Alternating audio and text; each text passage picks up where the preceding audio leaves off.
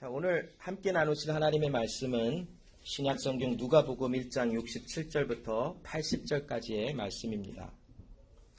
누가복음 1장 67절부터 80절까지의 말씀을 제가 읽겠습니다. 그 붙인 사가랴가 성령의 충만함을 입어 예언하여 가로되 찬송하리로다.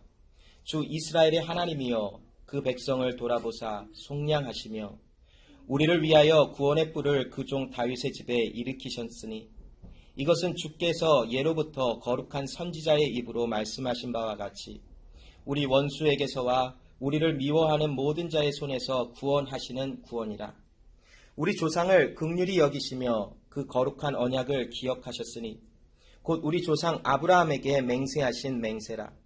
우리로 원수의 손에서 건지심을 입고 종신토록 주의 앞에서 성결과 의로 두려움 없이 섬기게 하리라 하셨도다.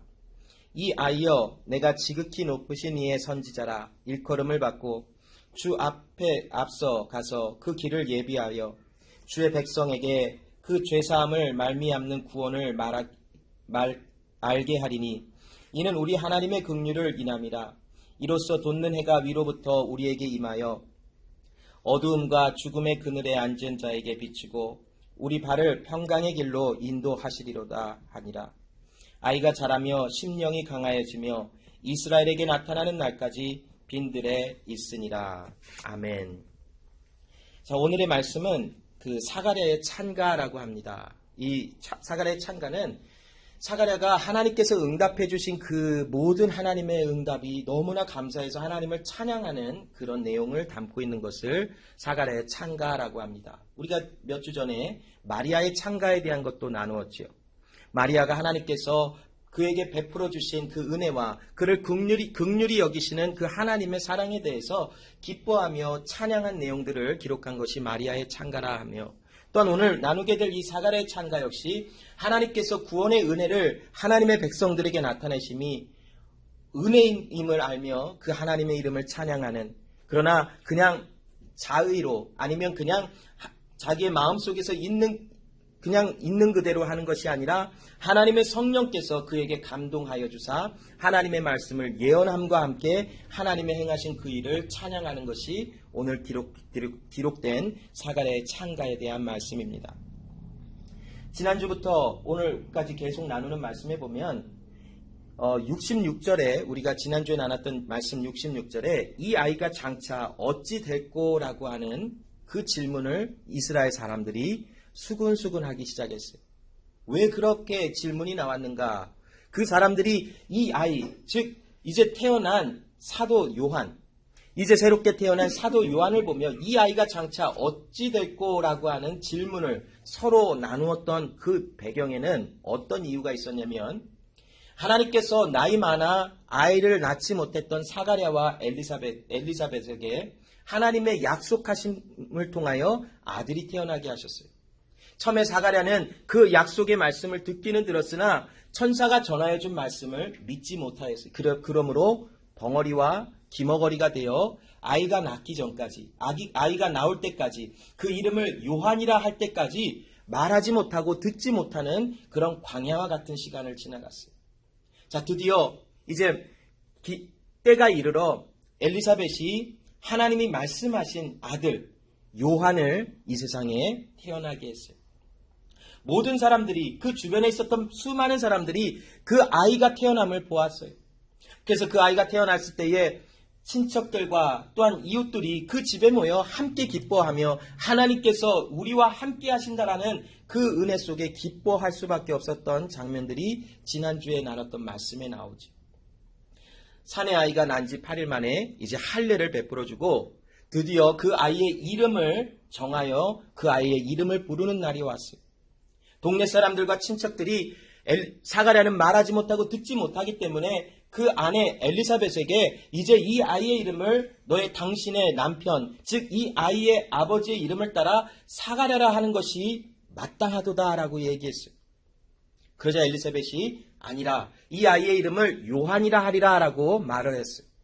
그러자 수많은 사람들이 어찌하여 너희 집안의 가문에 요한이라고 하는 이름을 비슷한 이름이라도 한 사람이 없는데 어찌하여 너희는 이 아이의 이름을 요한이라 하려 하느냐?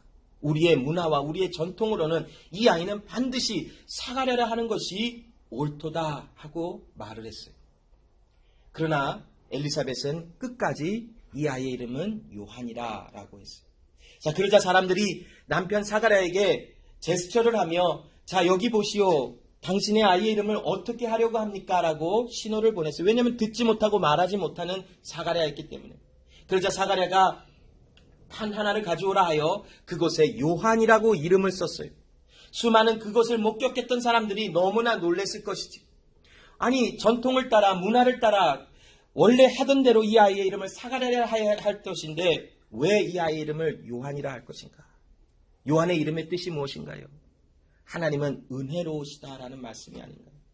하나님께서 왜 그 아이의 이름을 굳이 요한이라 하라 하셨는지 우리는 그 하나님의 의도와 목적을 다 알 수는 없지요.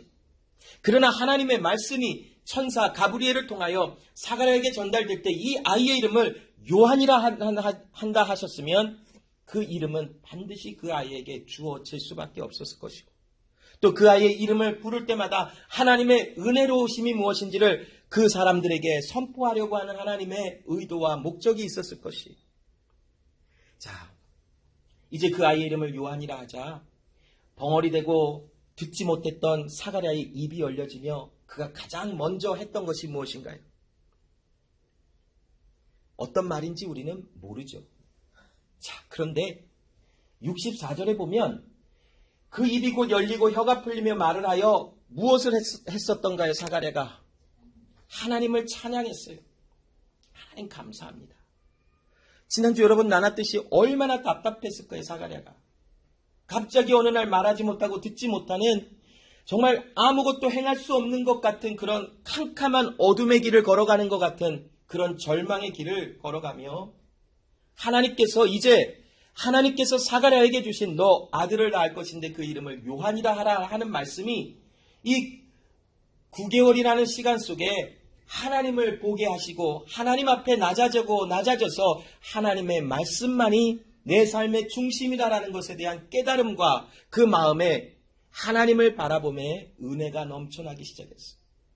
그러자 이제 아이가 태어나서 그 이름을 지을 때에 말씀하신 대로 요한이라 하며 하나님의 행하신 일이 크시다라고 찬양한 그 찬양, 그것이 바로 오늘 본문에 기록된 사가랴의 창가에 대한 말씀이에요. 이 사가랴의 창가는 하나님의 언약은 신실하신 하나님께서 반드시 지키시며 이루어내신다라고 하는 그 하나님의 엄청난 은혜를 찬양하기 위하여 기록되고 선포된 것이 바로 오늘 본문에 기록된 사가랴의 창가입니다.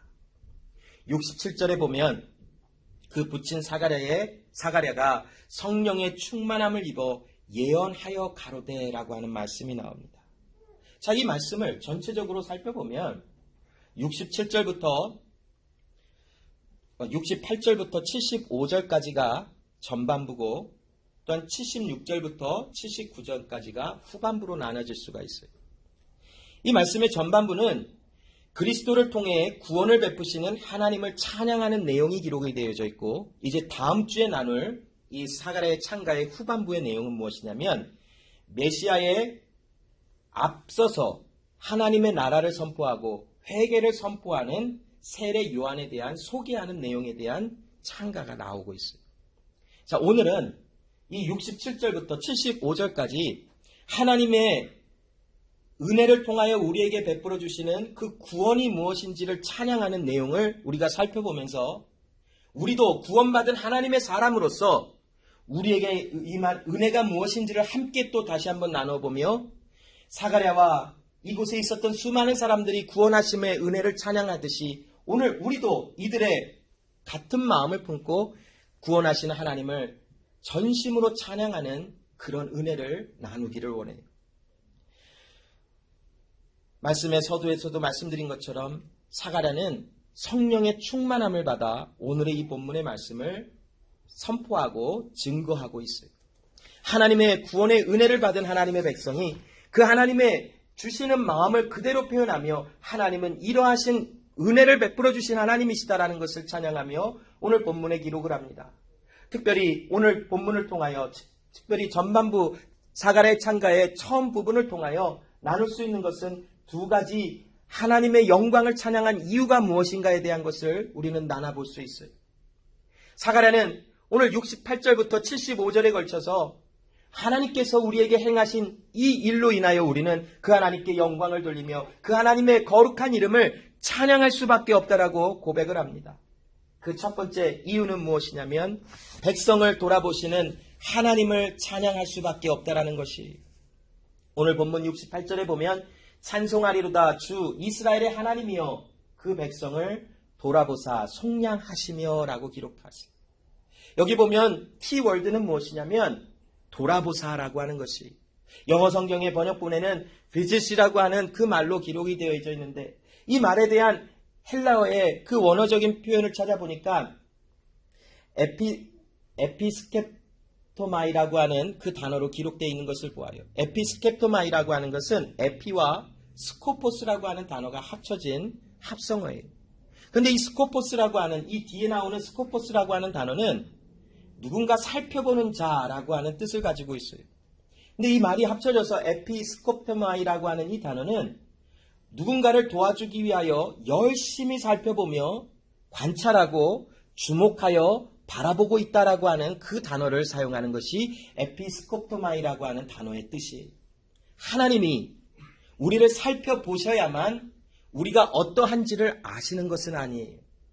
그러나 오늘 이 68절에 에피스코토마이라고 하는 돌아보사라고 하는 말을 쓰면서 하나님이 우리를 향하신 그 관심과 하나님이 우리를 구원하시기 위하여 생각하고 계시는 그 하나님의 마음을 이렇게 표현한 것이 여러분 우리가 무엇인가를 살펴본다면 왜 살펴볼까요?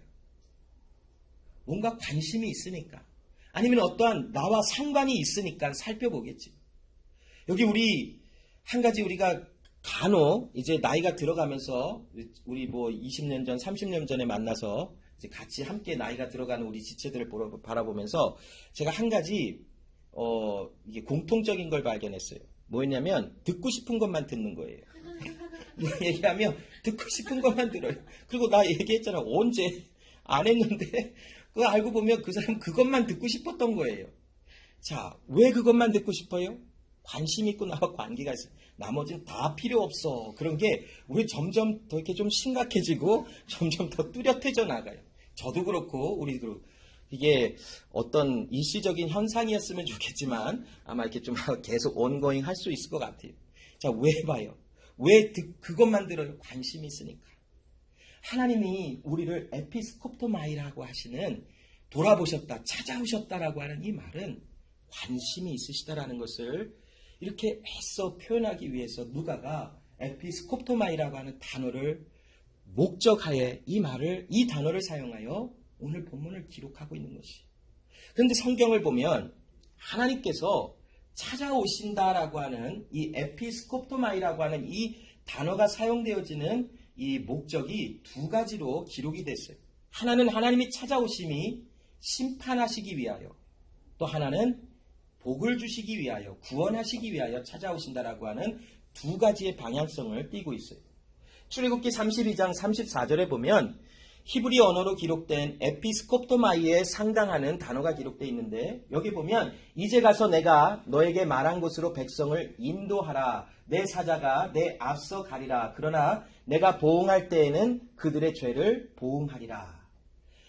하나님의 출애굽기 32장 34절에 모세에게 말씀하실 때에 하나님의 백성을 찾아오시는 어떤 그 이야기가 있었는데 그 이유는 하나님이 백성을 그들의 죄를 심판하시기 위하여 찾아오신다라고 하는 내용을 기록한 내용이 기록되어 있어요.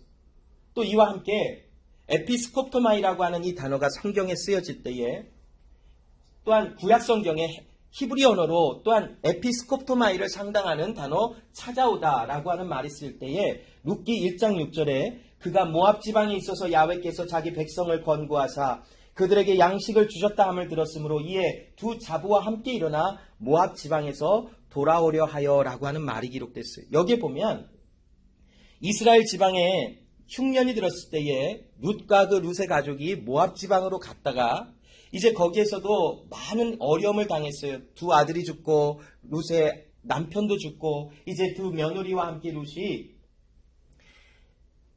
나오미가 두 며느리 룻과 함께 다시 고향 땅으로 돌아가려고 하는 그곳에 자, 하나님께서 그들을 권고하사 그들에게 양식을 주셨다. 권고하다라는 것은 하나님께서 그들을 찾아오셔서 방문하셔서 그들에게 양식을 주셨다. 그들에게 은혜를 베푸셨다라고 하는 내용의 글이 쓰여진 것이. 그래서 에피스kop토마이라고 하는 것은 하나님의 찾아오시는 것인데 그 목적이 심판을 하기 위해서 찾아오시기도 하지만 그들에게 복을 주시기 위해서도 찾아오신다라고 하는 말을 기록하는 단어예요. 오늘 본문에 기록된 백성을 돌아보사 속량하셨다라고 하는 이 에피스kop토마이라고 하는 이 단어의 사용 목적은 하나님께서 구원을 베푸시고 하나님의 복을 주시기 위하여 백성들을 찾아오셨다라는 것을 뜻을 주며 우리에게 이 시간 말씀을 나눠주고 있어요. 왜 오셨나요? 바로 속량하시려고. 자, 속량이 무엇일까요? 우리를 속량하시다. 영어 성경에 보면 redemption이라고 되어져 있는 단어인데, 자, 하나님께서 우리를 redeem하셨다, 구속하셨다라고 하는 말이 도대체 무엇일까요? 한국말 단어에 보면 구속하다라는 말이 있는데, 그걸 보면 하나님이 나를 어디다 가둬놓으셨나 보다라고 하는 어떤 그런 느낌을 받을 수 있지 않나요? 저만 그런가요? 저는 어렸을 때부터 하나님이 너를 구속하셨어 라고 하면 그 하나님이 왜 자꾸 나를 구속할까? 답답할 수도 있겠다. 왜 하나님이 나를 구속해서 나 이렇게 내 자유를 빼앗아 가려고 그럴까? 라고 생각해 본 적도 있어요. 그런데 여기 속량하다, 구속하다, 리뎀션이라고 하는 단어는 우리를 하나님이 억압을 해서 자유를 빼앗아 버리다라는 것이 아니라 오히려 우리에게 죄의 사슬에서 놓아지게 되어져서 자유함을 누리게 하시다라고 하는 말씀으로 말의 뜻으로 나눠볼 수가 있는 단어예요. 하나님께서 찾아오셨다, 자기 백성을 찾아오셨다, 돌아보셨다라고 하는 그 모습에는 무엇이 목적을 가지고 있냐면 우리를 속량하시려고 하는 목적을 가지고 있다라는 것이. 하나님께서 우리를 구속하시고 우리를 죄에서 자유케 하셔서 마음껏 하나님 앞에서 두렵지 아니함 가운데 하나님을 찬양하며 하나님의 이름을 높일 수 있도록 우리를 불러내시기 위하여 오셨다라는 것이. 시편 119편 9절에 보면 야훼께서 그 백성에게 구속을 베푸시며 그 언약을 영원히 세우셨으니 그 이름이 거룩하고 지존하시도다. 여러분, 왜 하나님의 구속과 언약을 설명하며 그 이름이 거룩하다라고 얘기할까요? 왜 성경은 자주 하나님의 하시는 일을 이야기하고 반드시 하나님의 이름이 거룩하기에 이 일을 하신다라고 말하고 있을까요? 거룩이 무엇이기에? 하나님이 거룩하다 하는 뜻이 무엇인가요? 하나님은 우리와 다르다라는 것이. 하나님은 그 누구도 하나님과 같은 이가 없다라는 것이 하나님의 거룩을 이야기하고 있어요. 그리고 하나님은 죄가 없으시다라고 말하는데 이 하나님의 거룩을 이야기할 때마다 우리에게 어떤 메시지를 주고 있냐면 하나님은 인생과 달라 말씀하신 바를 반드시 지키시는 그 하나님. 그래서 그 하나님을 거룩하다라고 하는 거예요. 그리고 지존하다. 그 누구도 하나님을 막을 자가 없다라는 것이. 그래서 하나님께서 우리에게 구속을 베푸시기로 약속을 하셨다면 그 구속을 베푸시는 그 약속을 그 누구도 막을 수 없으며 그 하나님도 그 약속하신 바를 안 지키시는 분이 아니라 그분은 거룩하신 하나님이시기에 약속하신 바를 반드시 지키시는 신실하신 하나님이심을 우리에게 약속하여 주시는 것이에요. 구약성경의 전체적인 흐름에 보면 오실 하나님의 아들에 대해서 우리를 구속하시러 오실 하나님의 아들에 대하여 끊임없이 약속으로 우리에게 주고 있지 않습니까? 그 약속은 하나님의 말씀하신 대로 예수 그리스도가 이 땅에 오심을 통하여 확증이 되었고 하나님이 우리를 얼마나 사랑하시는지 그 하나님의 사랑을 우리에게 확인시켜 주시며 오늘날 우리에게 우리로서는 알지 못할 수밖에 없는 그 예수 그리스도를 아는 자들로 우리를 불러내서 내 안에 하나님의 구속하심이 그 언약이 영원하며 하나님의 언약은 신실함을 나로 하여금 찬양하며 그 이름을 높이는 그 자리로 우리를 지금 계속 인도하여 내시지 않습니까? 그래서 오늘 이 자리에 우리가 이 시간 나와서 하나님을 찬양하며 하나님께 예배드리고 있지 않습니까? 하나님의 신실하심이 행하신 하나님의 일에 대한 결과가 바로 오늘날 지금 내가 이곳에 하나님을 예배하고 있다는 것이 에베소서 1장 4절로 9절에 우리가 자주 나눴던 말씀의 내용이죠. 창세전에 그리스도 안에서 우리를 택하사 우리로 사랑 안에서 그 앞에 거룩하고 흠이 없게 하시려고 그 기쁘신 뜻대로 우리를 예정하사 예수 그리스도로 말미암아 자기의 아들들이 되게 하셨다. 이는 그의 사랑하시는 자 안에서 우리에게 거저 주시는 바 그의 은혜의 영광을 찬미하게 하려는 것이다. 우리가 그리스도 안에서 그의 은혜의 풍성함을 따라 그의 피로 말미암아 구속 곧 죄사함을 받았으니 이는 그가 모든 지혜와 총명으로 우리에게 넘치게 하사 그 뜻의 비밀을 우리에게 알리셨으니 곧 그 기쁘신 뜻을 따라 그리스도 안에서 때가 찬 경륜을 위하여 예정하신 것이라. 여러분, 하나님이 우리를 구속하심은 억지로 하신 것도 아니었었어요. 하나님이 우리를 구속하신 것은 하나님의 기쁘신 뜻 가운데 우리를 부르사 우리를 하나님의 아들들, 하나님의 자녀가 되게 하시고 하나님의 그 은혜의 영광이 우리 가운데 있게 하여 주셔서 우리로 하여금 그 하나님을 아바 아버지라 부르며 하나님 앞에 나와 마음껏 찬양하며 예배할 수 있도록 우리의 길을 예비하시고 우리를 그곳으로 불러내신 것이. 여러분, 오늘 며칠인가요? 19일이죠. 오늘 1월 19일 주일이라 일컫는 오늘 이곳에 우리가 나와 하나님을 예배하는 것은 그냥 주일이니까 아니면 그냥 일요일이니까 썬데이니까 하나님 앞에 나와서 습관적으로 예배드리는 모습이 아니에요.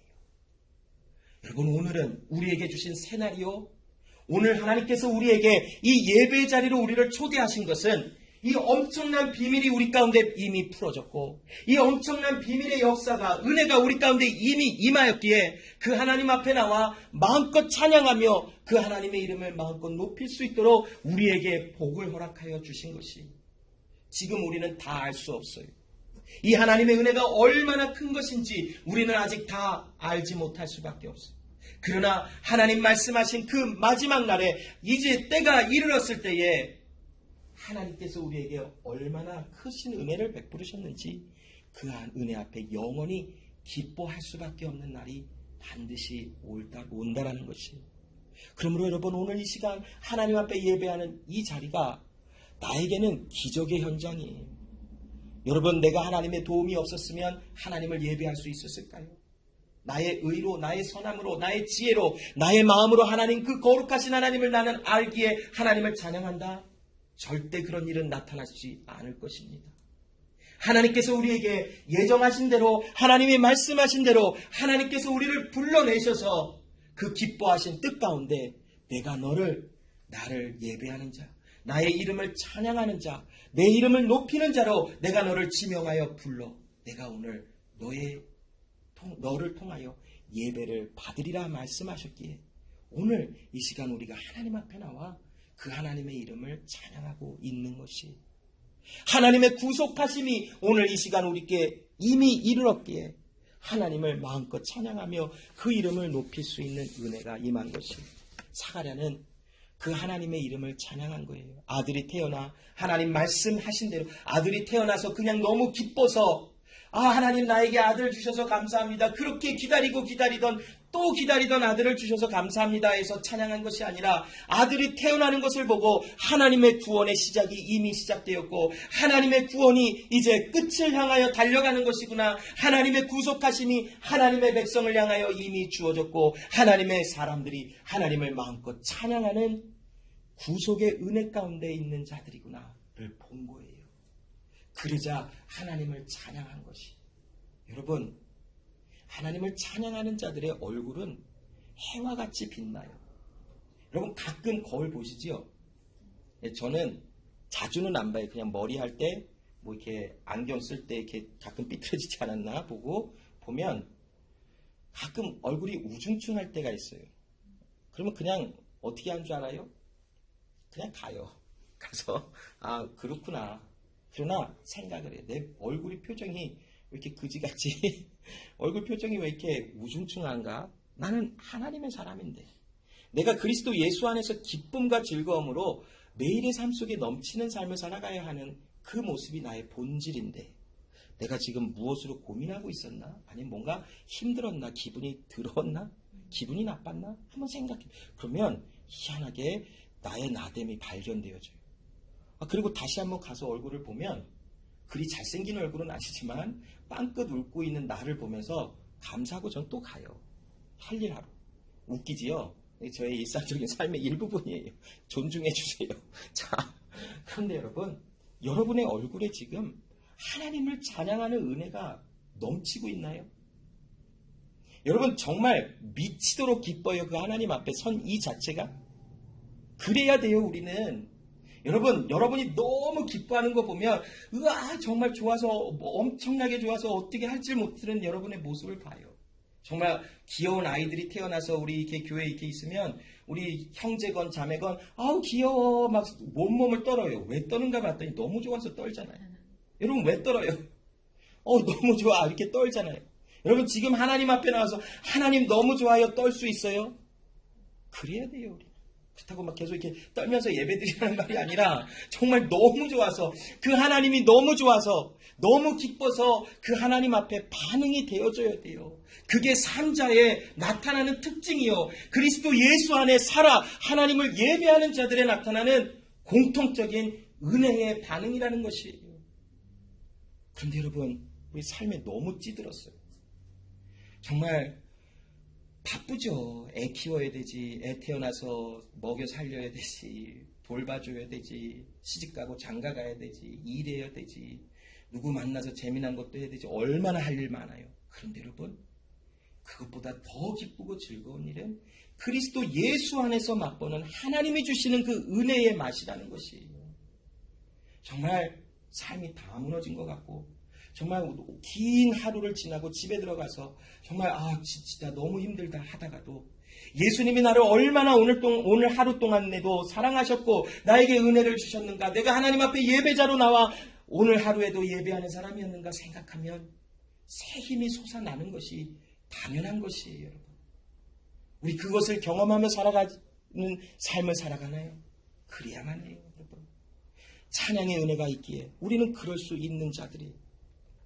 두 번째, 사가랴가 하나님을 그토록 찬양하고 그 이름을 높이는 그 이유는 무엇이냐면,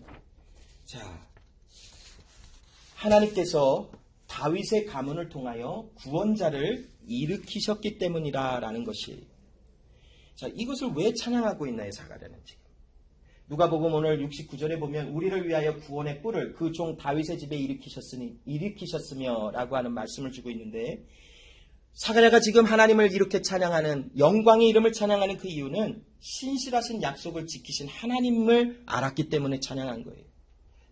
시편 132편 17절에서 18절에 보면 내가 거기서 다윗에게 뿔이 나게 할 것이라. 내가 내 기름 부은 자를 위하여 등을 예비하였도다. 내가 저희 원수에게는 수치로 입히고 저에게는 면류관이 빛나게 하리라 하셨도다 라고 하는 말씀이 하나님의 언약의 약속이.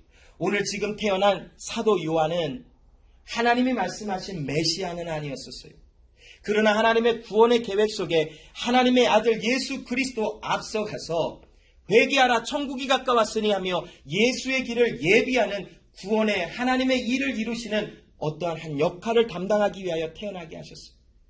또한 사가랴는 예수님의 태어나심도 이미 마리아를 통하여 들었어요. 그래서 하나님 앞에 신실하신 하나님은 다윗의 집안에 하나님의 구원의 뿌린 메시아를 나타나게 하셔서 오시게 하시는 신실하신 하나님이십니다를 고백한 것이. 여러분 하나님께서 우리를 구속하시려고 찾아오셨고 그 약속하신 바를 지키사 다윗의 가문에 하나님의 아들 예수 메시아를 주신 것은 결국 우리를 구속하여 속량하시사 무엇을 하시기 위하십니까? 71절에 우리 원수에게서와 우리를 미워하는 모든 자의 손에서 우리를 구원하시는 것을 목적으로 하셨다라는 것이. 하나님이 예수 그리스도를 이 땅에 보내심과 예수 그리스도를 약속대로 반드시 이 땅에 보내셨던 그 이유, 그러함으로 우리를 구속하신 그 이유는 우리를 죄의 사슬과 사망에서 구원하여 하나님의 사람으로 일으키시기 위한 하나님의 은혜가 있음을 찬양하고 있는 것이 72절부터 75절에 보면 하나님은 우리에게 긍휼을 베푸시고 하나님이 말씀하신 언약을 기억하시는 하나님이라 하며 우리를 구원하시는 하나님에 대해서 조금 더 깊은 내용 속에 찬양하고 있어요. 여러분, mercy의 뜻이 뭘까요? 긍휼히 여기다. 뜻이 뭘까요? 하나님은 우리를 긍휼히 여기시다. 자주 고백하죠. 하나님은 merciful하다.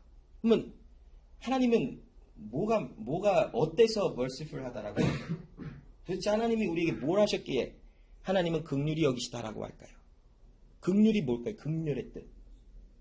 불쌍히 여기다. 뭘까요? 다 아시지만 제가 이렇게 생각을 좀 정리해서 긍휼이 뭔지를 이렇게 한다면 하나님께서 하나님의 선하심을 아무것도 행할 수 없는 우리들에게 하나님의 선하심을 나타내신 것, 이것을 긍휼이라고 해요. 하나님의 선하심은 결국 우리를 구원하시는 것이. 자, 우리를 하나님이 긍휼히 여기셨다. 우리는 하나님이 아니고서는 우리 스스로를 구원할 수조차 없는 자들이에요.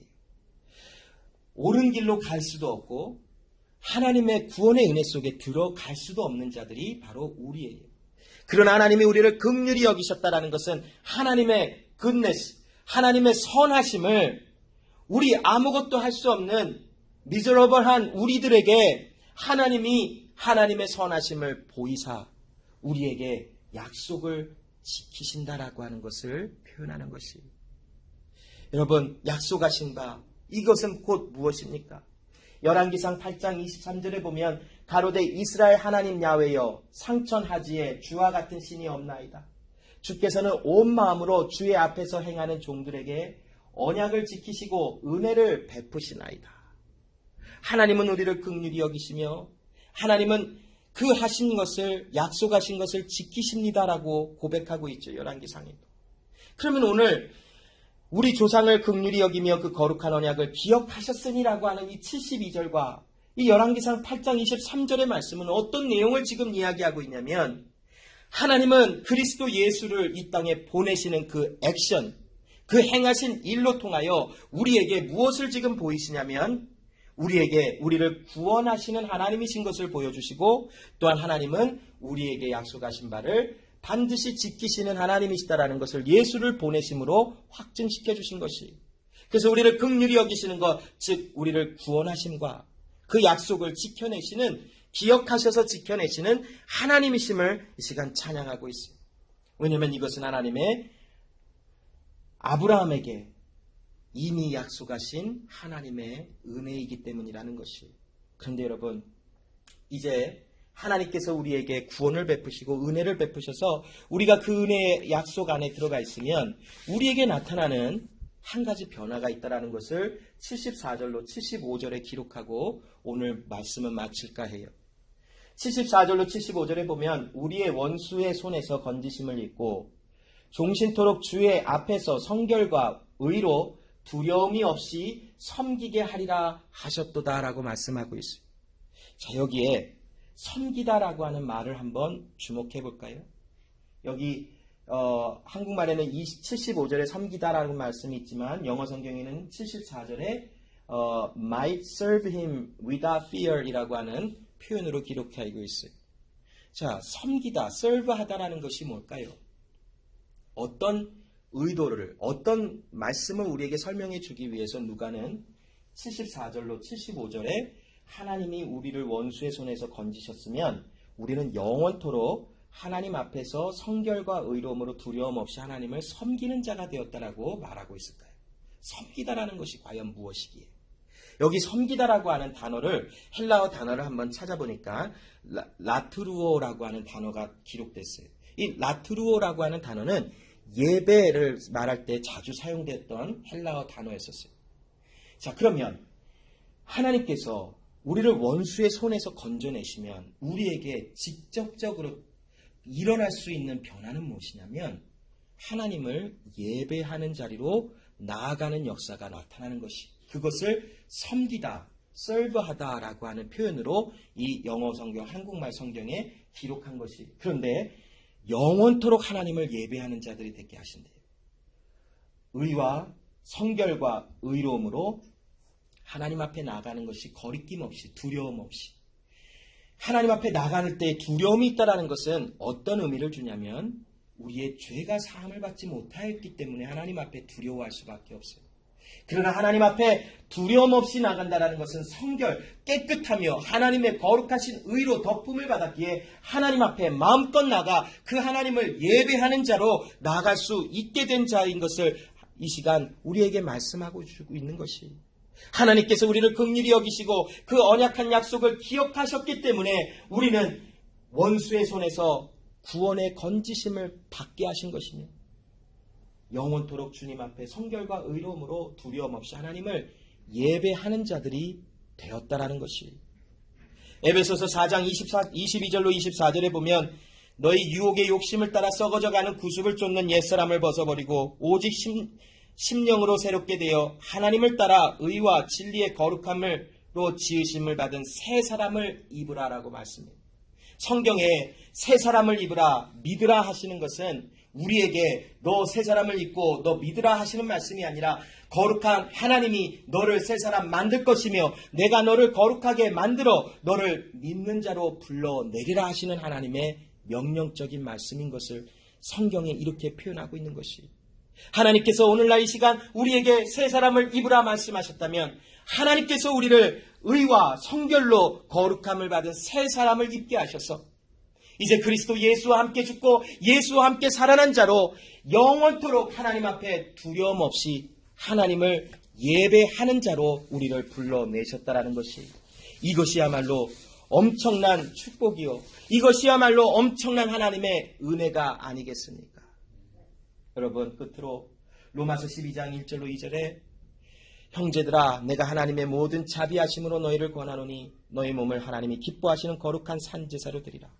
이는 너희의 드릴 영적 예배니라. 너희는 이 세대를 본받지 말고 오직 마음을 새롭게 함으로 변화를 받아 하나님의 선하시고 기뻐하시고 온전한 뜻이 무엇인지 분별하도록 하라라고 말씀합니다. 여러분, 예배가 뭡니까? 예배는 하나님이 우리를 원수의 손에서 건져내신다면 우리에게 당연하게 나타날 반응이 섬김이에요. 라투루오라고 하는 예배. 그러므로 여러분, 예배는 습관적으로 와서 내가 하나님 앞에 예배를 드려주는 거 아니에요. 여러분, 하나님 앞에 내가 하나님, 그래요, 예배 드려줄게요. 굉장히 잘못된 생각이에요. 하나님, 내가 하나님을 예배하는 행위로 하나님 앞에 잘 보이고 싶어요. 잘못됐지요. 물론 믿음이 연약하여 알지 못한다면 그런 생각을 가질 수 있어요. 그러나 말씀은 우리에게 무엇을 얘기하냐면 예배는, 하나님을 섬김은 원수의 손에서 건지심을 받은 자라면 영원토록 하나님 앞에 행할 일이 바로 섬김의 일, 예배의 일이라는 것을 이야기해주고 있어요. 여러분, 제가 일주일 동안 가장 신경 쓰고 있는 것이 무엇일까를 곰곰이 생각을 해봤어요. 나의 일주일의 삶 속에 가장 많이 시간을 차지하고 나의 열정을 차지하는 것이 과연 무엇일까 한번 생활을 한번 점검을 해봤어요. 그런데 저에게는 이 주일 하나님의 말씀을 선포하기 위하여 이제 주일 오후서부터 토요일 밤 늦은 시간까지 계속 하나님의 말씀을 생각하고 있어요. 저에게는 이 말씀 전함이 너무나 중요하고 긴박해요. 그렇기 때문에 하나님 앞에 끊임없이 구하고 있어요. 하나님, 전할 말씀과 온전한 하나님의 말씀을 저에게 주셔서 많은 우리 사람들에게, 여러 사람들에게 나누고 함께 하게 해달라고 기도하고 있어요. 여러분, 여러분의 예배에 오는 여러분의 자세는 뭔가요? 토요일 저녁 늦게까지 유튜브도 보고 게임도 하고, 일찍 주무시는 분들은 또 일찍 주무시고, 주일날 아침 일찍 일어나서 할 일 다 하다가 왜냐면 일찍 일어나시는 분들은 또 시간이 널널하죠. 11시에 되면. 4시, 5시에 일어나시면 얼마나 길어요, 시간이. 하다가, 이제 교회 가야 돼. 빨리 가, 빨리. 왔어요. 아무 감흥도 없고, 아무 하나님 앞에 반응함도 없고, 그냥 습관적으로 나와지는, 오늘도, 우리 목사님은 짧게 한다 그래 놓고 또 길게 해. 이거 버릇을 고쳐줘야 돼. 잘러. 막 이러시는 분들도 있어요. 진짜 이러진 않지만 속으로 몇 번 목 잘라짐을 당한 적도 있었을 거예요. 배가 고파요. 막 하시는 분들도 있고, 막 난리도 아니에요. 그럴 수 있지요. 근데 여러분, 우리의 마음의 향함이 정말 하나님께서 나를 원수의 손에서 건져내셨기 때문에 하나님 앞에 영원토록 드려지는 이 예배의 열정이 있냐라는 것이에요. 여러분, 예배의 열정이 있으면 정말 더럽게 못 전하는 말씀 앞에도 반응이 되어질 수밖에 없어요. 초라한, 미안합니다. 말씀 잘못 전해서. 여러분, 초라한 우리 교회 악기 되게 좋아 보이지요? 좋아요. 되게 좋아요. 우리에게서는 최상의 것이에요, 지금. 근데 밖에 나가면 애들이 쓰는 수준의 그런 기타와 키보드예요. 정말 좀 초라해요. 그런데 여러분, 이 찬양의 은혜가 우리의 마음을 막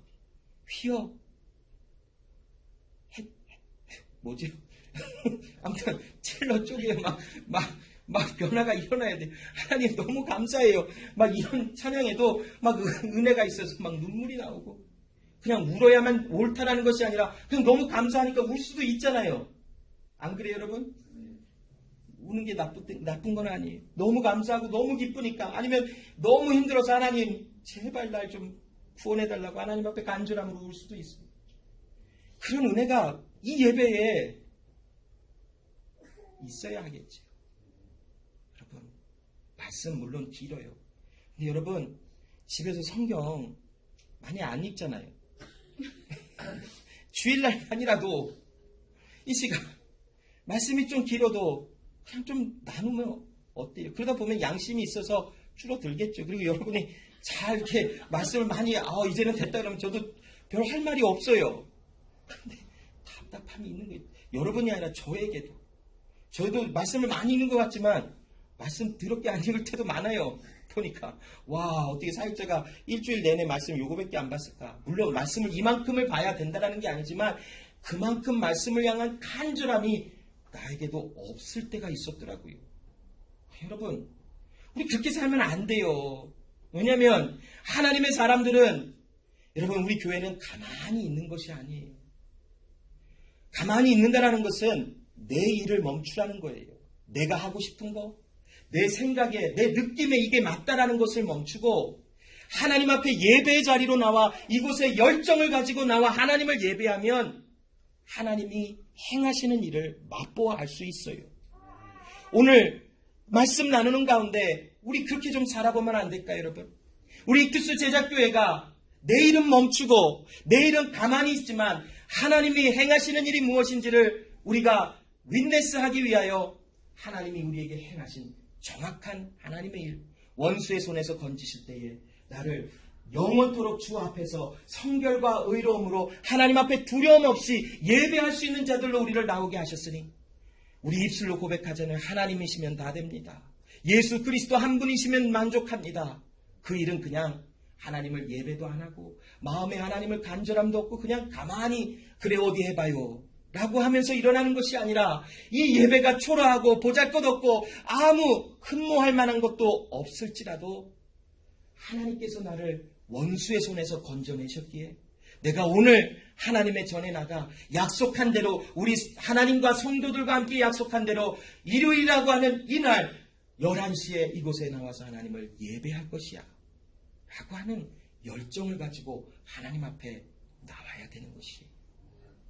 그것이 원수의 손에서 건짐을 받은 사람들의 본분이에요. 그것이 바로 하나님께서 우리에게 일으켜내시는 자연스러운 하나님의 행하시는 일이 되는 것이에요. 예배만 드리면 다 됩니까? 돼요. 여러분, 하나님 앞에 예배하는 자들, 진정으로 영원토록 하나님 앞에 예배하는 자들은 이제 가만히 있을 수 없어요. 이제 우리 앞으로 2월 달에 모임이 조금씩 일어날 거예요. 부부 모임, 싱글들 모임 하면서 예배는 안 드려요. 그러나 토요일날 모임은. 그러나 여러분 모여서 먹고 떠들지만 하나님의 말씀과 하나님의 나라에 대한 토픽의 말은 계속 나눌 거예요. 여러분 지도새도 모르게 이런 말 나누고 있었구나. 어떨 땐 그럴 거예요. 또한 이제 우리 하반기가 되면 또한 하나님께서 시켜주시는 어떤 일, 이제는 움직일 때가 되지 않았을까 여러분. 이제는 내일이 멈춰지고 드디어 하나님의 일들에 결실들이 맺혀지는 날들이 점점 더 이 익투스 제자교회에 일어나고 있지 않을까요? 우리 연약해요. 저도 그렇고 여러분도 그렇고 수많은 실수와 연약함과 아픔 속에 여러 가지 실수와 잘못된 일들도 많이 있었을 것이에요. 그러나 여러분, 우리에게 소망은 무엇이냐면 원수의 손에서 건짐을 받은 우리는 영원토록 하나님 앞에 예배하는 자들로 나와 이 시간이 있다라는 것이에요. 우리 이 시간 이곳에 하나님이 어떤 일을 행하실지, 앞으로 하나님이 어떤 일을 행하실지 우리는 다 알지 못해요. 그러나 이 시간 분명한 것은 나는 하나님의 은혜 속에 건지심을 받은 자로 이 세대를 본받지 않고 하나님의 은혜 앞에서 나의 전부를 하나님 앞에 드리는 예배자, 그 자가 바로 나다라는 것이 바로 오늘 우리에게 약속되어진 하나님의 부르심과 은혜가 아니겠습니까? 기도하겠습니다. 하나님 아버지 감사합니다. 하나님은 전능하신 하나님이십니다. 하나님은 신실하신 하나님이십니다. 약속하신 바를 우리에게 지키시는 하나님이시요 약속을 기억하시는 거룩하신 하나님이십니다. 그 하나님 앞에 오늘 우리가 주님 앞에 나왔을 때에 원수의 손에서 건짐을 받은 우리에게는 영원토록 의와 성결과 하나님이 주신 은혜 앞에서 하나님을 두려움 없이 영원토록 하나님을 섬기는 자들이 되게 하셨으니 주여 우리의 마음속에 하나님을 예배하는 마음 주시고 주여 하나님 앞에 간절한 마음 주시고 주여 하나님 앞에 뜨거운 마음이 있게 하여 주사 하나님 삶의 어떤 모양과 어떤 환경 속에서도 우리가 하나님을 뜨겁게 예배하는 예배자인 것을 기억하게 하시고 또한 우리가 공동체로 회중으로 모여 예배하는 이 주일 11시 예배 위에 하나님 기름 허락하사 하나님을 뜨겁게 예배하며 하나님의 이름을 간절히 부르는 우리의 마음들 되게 하여 주시옵소서. 익투스 제자교회 위에 하나님 말씀하신 바를 이루시고자 우리에게 하나님 그리스도 예수의 은혜를 알게 하셨으니 주여 우리는 기대합니다. 우리는 소망합니다. 우리로서는 할 수 없으나 주의 은혜로만 들어감을 기억하며 오늘도 주의 이름을 힘차게 부르며 주님 앞에 나아가오니 주여 우리와 함께 하시고 주의 은혜가 우리 가운데 넘쳐나도록 도와주시옵소서. 감사드리며 예수님의 이름으로 기도합니다. 아멘.